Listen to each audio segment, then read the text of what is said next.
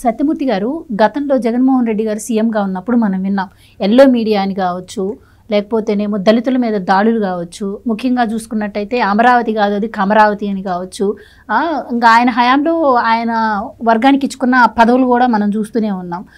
ఇన్ని చేసినటువంటి జగన్మోహన్ రెడ్డి గారు ఈరోజు వచ్చి విషం కక్కుతున్నారు చంద్రబాబు, విజన్ ఉంది జగన్కి అని మాట్లాడుతున్నారు. అసలు ఆ విజన్ గురించి మాట్లాడే అర్హత, అలాగే కులమతాలు చూడమని మాట్లాడే అర్హత వైసీపీకి ఉందంటారా? జగన్మోహన్ రెడ్డికి ఖచ్చితంగా విజన్ ఉంది, చాలా మంచి పెద్ద విజనే ఉంది.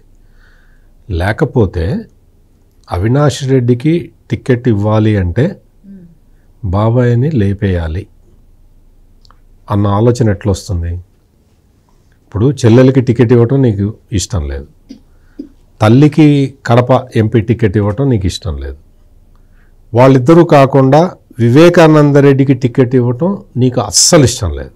నీకు టికెట్ ఇవ్వాలని ఉన్నది ఎవరికి అంటే అవినాష్ రెడ్డికి టికెట్ ఇవ్వాలి అని నువ్వు ఖచ్చితంగా ఒక నిర్ణయానికి వచ్చి ఉన్నావు.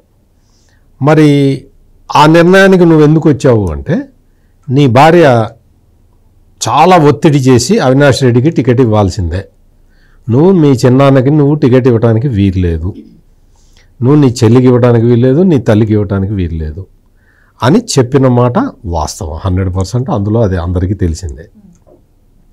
మరి భార్య మాట నెగ్గించాలి అంటే ఏం చేయాలి, ఎట్లా ప్లాన్ అయ్యాలి అనే ఒక విజనరీ లీడర్ అయిన జగన్మోహన్ రెడ్డి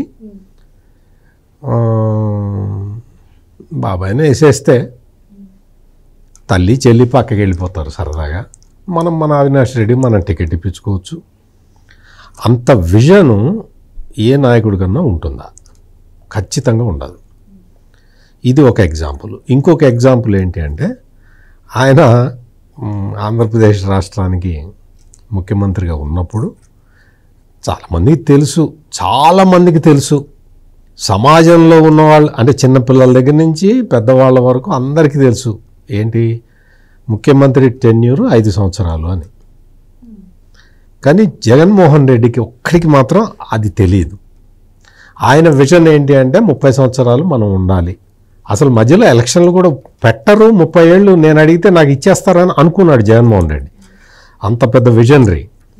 ఆ విజనరీ ఏం చేశాడు అంటే ఆ తర్వాత అందరూ వచ్చి చెప్పారు, అయ్యా 5 సంవత్సరాలు కాగానే ఎలక్షన్లు పెడతారు అంటే, ఎలక్షన్లు పెడతారా అంటే మన రాష్ట్రంలో కూడా ఎలక్షన్లు పెడతారా, నేను ముఖ్యమంత్రిగా ఉండగా కూడా ఎలక్షన్లు పెడతారా అన్నారు అని అడిగాడు.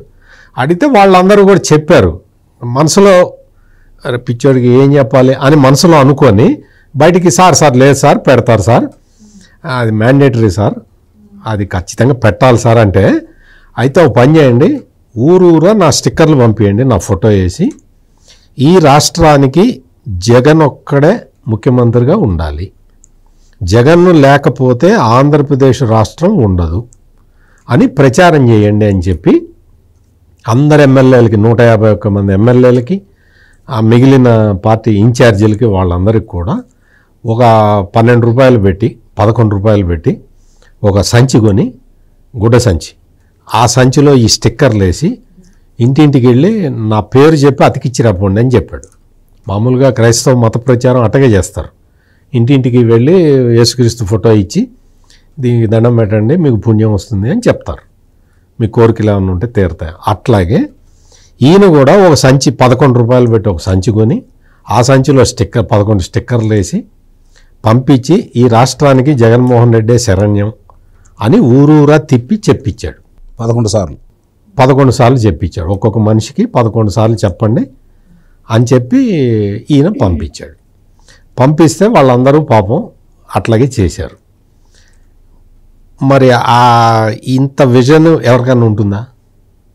ఒక 2-3 జిల్లా కలెక్టర్లు అయితే మీటింగులు పెట్టి వాళ్ళు కూడా జగన్ అంత విజనరీస్ అనమాట. వాళ్ళు జగన్మోహన్ రెడ్డికి ఉన్నంత విజన్ వాళ్ళకు కూడా ఉంది.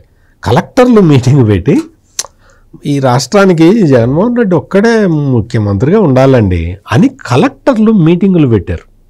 3 కలెక్టర్లు. మిగిలిన కలెక్టర్లు ఎప్పుడు పోతాడా అని చూసినట్టున్నారు, అందుకని ఎవరు పెట్టలేదు. కానీ 3 కలెక్టర్లు మాత్రం అంకిత భావంతో జగన్మోహన్ రెడ్డికి విజన్కి అనుగుణంగా మీటింగులు పెట్టి చెప్పారు. జగన్మోహన్ రెడ్డికి ఇంకా చాలా ఆయన విజన్కి చాలా తార్కాణాలు చెప్పచ్చు. ఒకటి, ఆ ఋషికొండలో ఆ ప్యాలెస్ కట్టియటం, ఒక గోల్డ్ ప్లేటెడ్ కమోడ్ కట్టించటం, ఆ కమోడ్ మీద కూర్చుంటే సాఫీగా వెళ్ళిపోవటానికి వీలుగా సముద్రాన్ని చూస్తూ కూర్చోవాలన్నమాట. అంటే అంత విజన్ ఎవరికన్నా ఉంటుందా?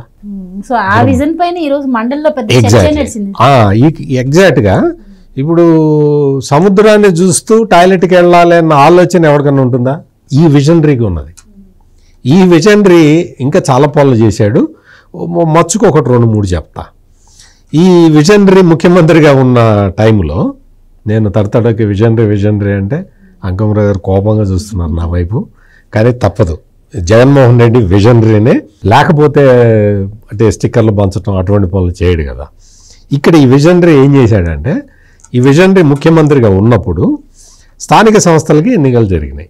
ఎన్నికలు జరిగితే అప్పుడు నిమ్మగడ్డ రమేష్ కుమార్ అని ఆయన రాష్ట్ర ఎన్నికల కమిషనర్గా ఉన్నాడు. ఆయన ఏం చెప్పాడంటే, రూల్స్ ప్రకారం చేయండి, ఇట్లా తప్పయా, ఇట్లా చేయకూడదు, ఎలక్షన్లు ఫెయిర్గా ఉండాలి, ఎవరికి ఓట్లు వేస్తారో చూద్దాం ప్రజలు అని ఆయన చెబితే, నువ్వు కమ్మోడివి కాబట్టి నువ్వు ఇట్లా చేస్తున్నావు అని చెప్పి డైరెక్ట్గా ముఖ్యమంత్రి సీట్లో కూర్చొని ఎలక్షన్ రాష్ట్ర ఎన్నికల అధికారిని కులం పేరుతో దూషించిన కుసంస్కారి ఈ జగన్మోహన్ రెడ్డి. అయిపోయిందా? అది ఆయనకి సంబంధించింది. ఇంకొకటి, రేషన్ కార్డులు దాదాపుగా 12 లక్షల రేషన్ కార్డులు తీసేయించాడు. కేవలం పార్టీ ప్రాతిపదిక మీద తీసేయించాడు. దివ్యాంగులకి సంబంధించిన పెన్షన్లన్నీ కూడా కేవలం వైఎస్ఆర్ కాంగ్రెస్ పార్టీ కార్యకర్తలకి మాత్రమే. వాడికి అన్ని అవయవాలు సరిగ్గానే ఉంటాయి, కానీ వాడికి దివ్యాంగుల పెన్షన్ ఇప్పించాడు. ఈ ఇప్పించటం మొత్తం వైసీపీ కార్యకర్తలని నింపేశాడు దివ్యాంగుల ప్లేసులో. అంటే వాడికి అన్ని అవయవాలు ఉంటే మాయరోగమా? దివ్యాంగుల పెన్షన్ ఎందుకు తీసుకుంటున్నాం? కానీ ఆ మాయరోగాన్ని కల్పించాడు ఇక్కడ జగన్మోహన్ రెడ్డి. ఇటువంటి ఈ విజనరీకి ఇప్పుడు చంద్రబాబు నాయుడు అన్నది తప్పుగానే కనపడుతుంది.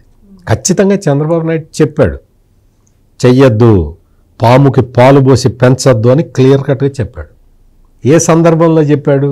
ఆయన గవర్నమెంట్ మీటింగుల్లో చెప్పలా. ఇందాక నేను చెప్పినవన్నీ జగన్మోహన్ రెడ్డి గవర్నమెంట్ మీటింగుల్లో చెప్పాడు.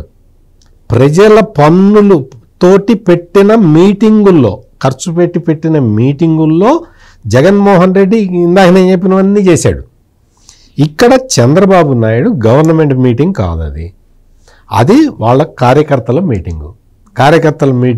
నేను ఆయన అందులో ఆ మీటింగులో చాలా విషయాలు చెప్పాడు.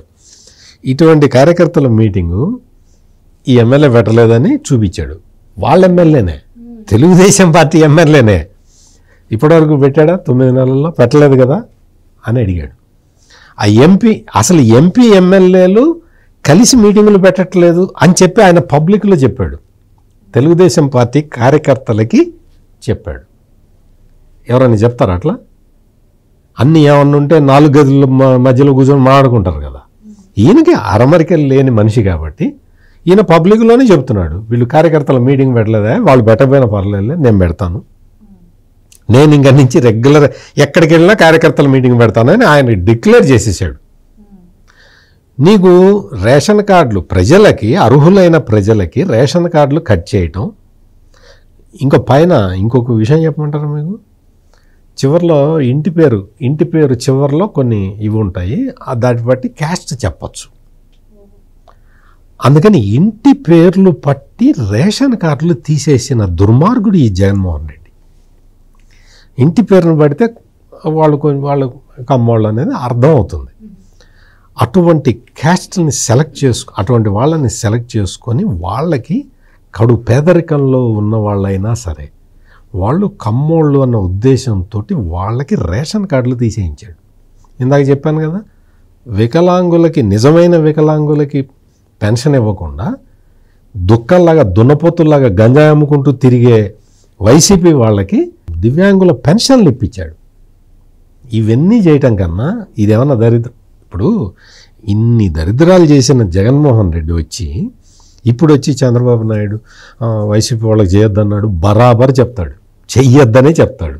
ఆయనే కాదు, ఆయన ప్లేస్లో ఎవరన్నా చెప్తారు చెయ్యొద్దు. ఎట్ట చేస్తున్నారు తెలుసా? ఈ వైసీపీ వాళ్ళు ఏ విధంగా ప్లాన్ చేస్తున్నారంటే, వాళ్ళు వచ్చేసి ఈ ఎమ్మెల్యేల దగ్గర ఎంపీల దగ్గర జ్వరపడుతున్నారు. వాళ్ళు ఎట్లా జ్వరపడుతున్నారు? మేము డెడికేటెడ్, మేము తెలుగుదేశం పార్టీ కార్యకర్తలం అని మారు వేషంలో వచ్చి జ్వరపడుతున్నారు. జ్వరపడ్డ తర్వాత ఇక్కడ ఈ తెలుగుదేశం పార్టీ వాళ్ళకి ఏముంటుందంటే, తెలుగుదేశంలో ఎప్పుడైనా సరే అర్హత ఉన్నవాడికే పదవి వస్తుంది, అర్హత ఉన్నవాడికే కాంట్రాక్ట్ వస్తుంది, అర్హత ఉన్నవాడికే పని జరుగుతుంది. నువ్వు మా ఇదే అని చూడరు వాళ్ళు.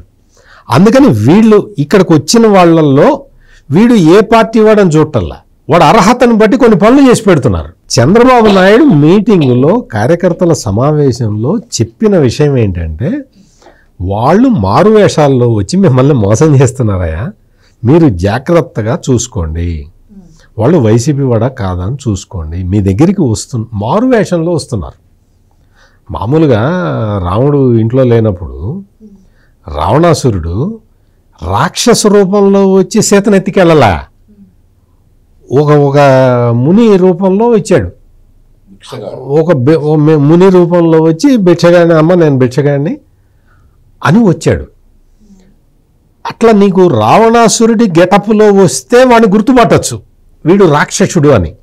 కానీ ఒక ముని రూపంలో వచ్చేస్తే మీరు గుర్తుపట్టలేకపోతున్నారయ్యా. మీరు ఇంట్లో రాముడు లక్ష్మణులు కూడా లేరు, వాళ్ళు అక్కడికి రాముడు ముందర వెళ్ళాడు, తర్వాత లక్ష్మణుడు వేటాడటానికి ముందరికి వెళ్ళాడు, సీత ఒక్కతే ఉంది. సీతను మోసం చేయడానికి రాక్షసుడు కనపడితే ఆమె కూడా బయటికి రాదు కదా, అందుకని ముని రూపంలో వచ్చాడు, ఆమెను ఎత్తుకొని పోయాడు. అట్లా జరగకుండా చూసుకోండియా. వాడు రాక్షసుడు, నిజంగా రాక్షసుడు, ముని రూపంలో మారువేషంలో నీ దగ్గరికి వస్తున్నాడు, జాగ్రత్తగా ఉండండి అని తన కార్యకర్తల్ని, తన నాయకుల్ని ఒక పార్టీ అధ్యక్షుడిగా, ఒక బాధ్యత గల ముఖ్యమంత్రిగా ఆయన కాషన్ చేశాడు. అంటే వాళ్ళని అప్రమత్తం చేశాడు. ఇందులో తప్పేంటి జగన్? నీకు ఏం తప్పు కనపడుతున్నది?